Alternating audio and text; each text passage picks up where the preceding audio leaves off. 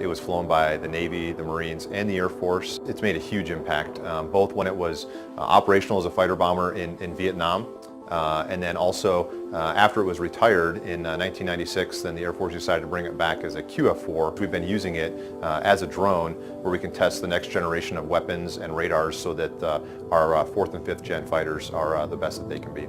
Yeah, it's mixed emotions when you see them blown up for the first time, because it's just a great iconic airplane that has done so much for our country, and it's sad to see it destroyed in that way. The more I thought about it and the more I kind of put things in perspective, the fact that the airplane goes down in a blaze of glory versus sitting around at the boneyard at Davis Mountain or in a museum somewhere, I think it's a truly fitting end for a warrior to go out in that way. The F-4 is a very manual airplane, and specifically the F-4. A lot of the things that the F-4s had when they were operational are not included in the F-4. So it is a very hands-on type of airplane. In the same respect, it's a very fun airplane to fly. It flies very well for the age of the airplane. It accelerates very well. Does not turn very well, but it never did as far as that goes. Well, I think it's such a popular airplane because first and foremost, there were a lot of them built. There were about 5,200 of them built, all in St. Louis. And it came about in a time that was pretty tough for our country during the Vietnam War.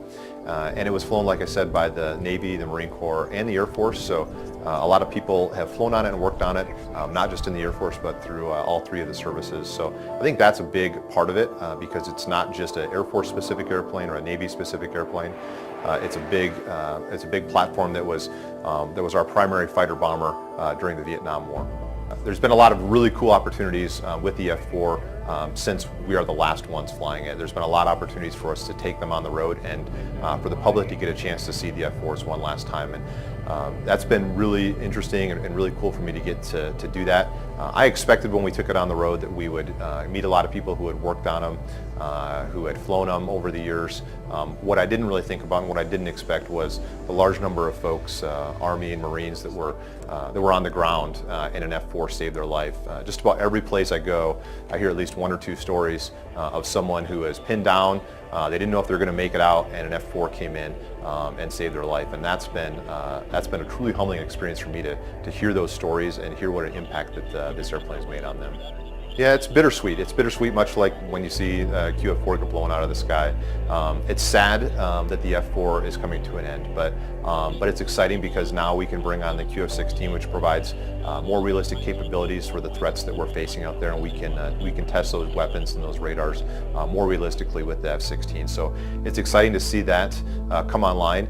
As an F-16 driver, it's kind of bittersweet again to see those get blown out of the sky, but I kind of have the same perspective on that as I did with the F-4.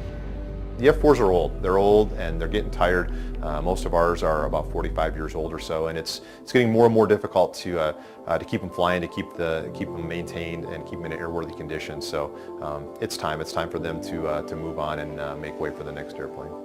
Well, I think if I were talking to an F-4, I think the main thing I'd leave it with is you've served your country well.